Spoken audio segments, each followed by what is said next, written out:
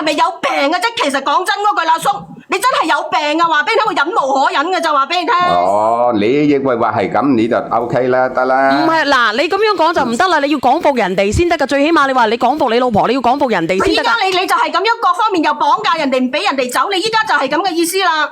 人哋俾命同你行，嗱阿叔，我同你講，其實真係嘅，做人你要心理冇咁變態咯，真係㗎。我啱啱同你講個事，嗰個故事係真㗎，你搜翻人嚟講，我唔知以前嗰個節目叫咩節目嚟㗎。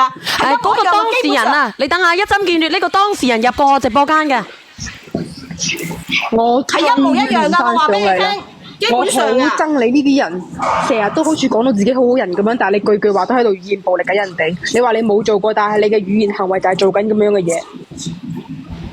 你話俾佢知，我覺得你真係嘅，真係作為女人啊嗱，我唔係好偏激嘅嗱，我想同你講啦嗱，我唔係偏幫你老婆，佢生咗4個細佬哥，佢10月懷胎，佢武功都有勞，係咪先？幾個細佬哥都係佢湊大嘅，咁你話佢唔啱嘅，佢冇你哋唔使翻嚟見啲細佬哥啦。咁點解呢？咁佢冇見嘅，佢唔可以見嘅。嗱，依家你同埋我發生咗矛盾之後，你肯定你就冇翻嚟探佢嗰啲細路哥噶啦，肯定冇。我點解唔翻嚟呢？我可以翻嚟噶，我同你唔啱啫，我同啲細佬哥唔係唔啱噶嘛。但你教壞啲細佬哥喎，你咁樣嘅思想。係人哋陀噶，係人哋細細個嘅時候係人哋養噶，係人哋喺屋企照顧佢嘅小朋友。第一係佢生嘅，第二係佢照顧噶。叫你照顧幾個小朋友，你情願出去打工啊，叔。咩叫你？而且你嗰個仔啊，幫你養便宜仔養咗咁多年，你其實你有冇心嘅？你有冇良心嘅啫？其實講真嗰個，人哋幫你養便宜仔養咗咁多年啫，你個大仔都唔係佢嘅。咁我個大仔係佢養㗎，咁佢都冇錢自己養自己㗎啦喎。你嗰個大仔同我1毫子血緣關係都冇㗎，人哋幫你養便宜仔，你聽得明未啊？哦，明白，即係等於佢做後媽咯。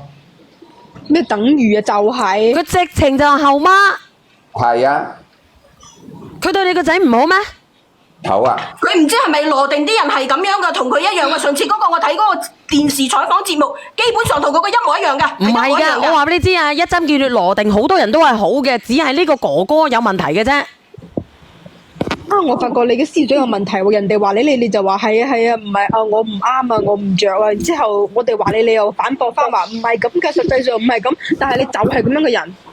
睇得我就係。啊，你講嘢，你講嘢，倒數第一咪。你呢個人真係好矛盾。其實依家咧係新生社會嚟㗎啦，你以前嗰種壓迫人哋嗰種咁嘅思想係嘛？好似個咩順德嗰個咩風笑咁啊！我啱啱又睇到嗰啲直播間啲人啦，喺其他直播間又鬧我嘅喎，我又覺得佢黐孖筋嘅喎。嗱，呢個咧唔係話點樣㗎啦，因為咧我哋指定係某人，唔係所有人啊。真係嘅喎。咁嗱，你發表你嘅意見嗱，大家憑良心講句，你替弱者去諗係嘛？你替弱者去諗，咁你得罪咗嗰都係得罪個惡人啫。咁我冇得罪佢啊嘛，係咪先？咁你喺你直播間你刷屏鬧我2句就算啦，仲喺第2個直播間鬧我，啱啱睇到一條嗰個人哋係咁樣講嘅。一黐孖筋嘅嗰啲人惡成咁嘅鬼樣。嗱唔係，我哋咧，我哋只係特定指某人啦，我哋唔係話，因為呢個世界上咧好多有好人啊、差人嘅，我哋而家只係先講呢個大叔先講呢個大叔。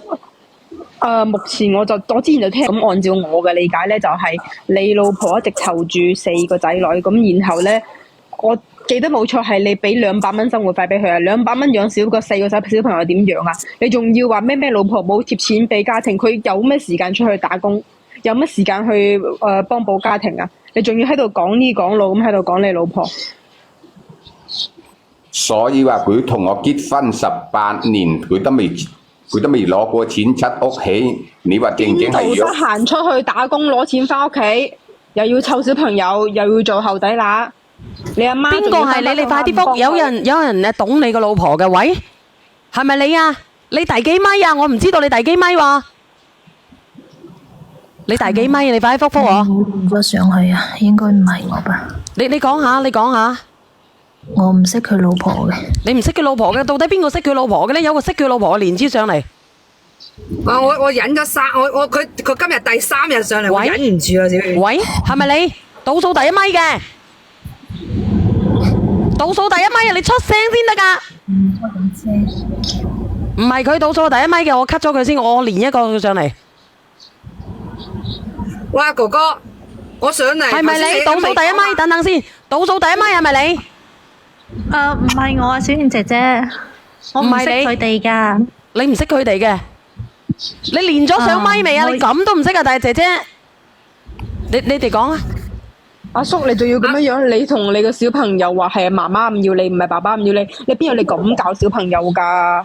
佢仲話冇阿叔啊教。阿叔，嗱，係我同你計翻條數。你既然話你老婆冇賺到錢翻屋企，好，我同你計翻條數。你如果話你老婆冇權去見啲仔女嘅，得，我當佢係代乜乜人，即係幫你生嘅。依家喺出面生一個就要俾20萬，佢同你生咗3個，你要俾翻60個 W 佢。嗱，呢度係其一，因為嗰幾個仔女已經出咗世噶啦。你話佢冇權見啫嘛，冇權見即係唔係佢個仔女啦，係你噶嘛，咁你自己攬埋佢啦。一個20個 W，3個60個 W， 仲有依家喺出面請一個全日照顧嘅保姆，5000蚊一個月，一年呢就6萬，6萬蚊呢，佢同你照顧咗幾多年？你當佢一個係打工嘅保姆，因為你從來都冇錢到佢手，有錢到佢手呢都係得嗰幾百蚊。你自己出去做嘢賺錢，你已經脫離咗嗰個家庭，剩低佢一個女人喺度湊嗰頭家。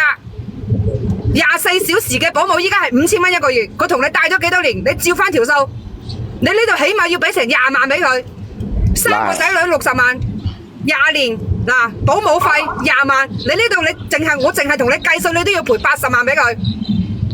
你憑乜嘢話佢冇權見啲仔女？就算去驗 DNA， 啲仔女都同佢有血緣關係噶。你憑乜嘢話佢冇權見？憑乜嘢？法律上係咪唔俾？你自己失敗，你自己婚姻失敗，你自己生意失敗，你攞嗰啲嘢發泄喺啲仔女度，然之後咧教唆啲仔女去遠離佢老母，有咁樣去報復個老婆嘅咩？咁我邊度得教？咁你講嘢又唔啱啦。嗱，我仲有一樣嘢我想同你講嘅，一個女人佢又要陀 BB， 佢又要帶 BB， 你有本事嘅，你唔好要你老婆生啊嘛，你做咩要搞大佢個肚啊？你搞大佢個肚，佢又要生，佢生咗佢又要照顧，佢又要坐月又要照顧又要帶，你有本事你做咩要搞大佢個肚？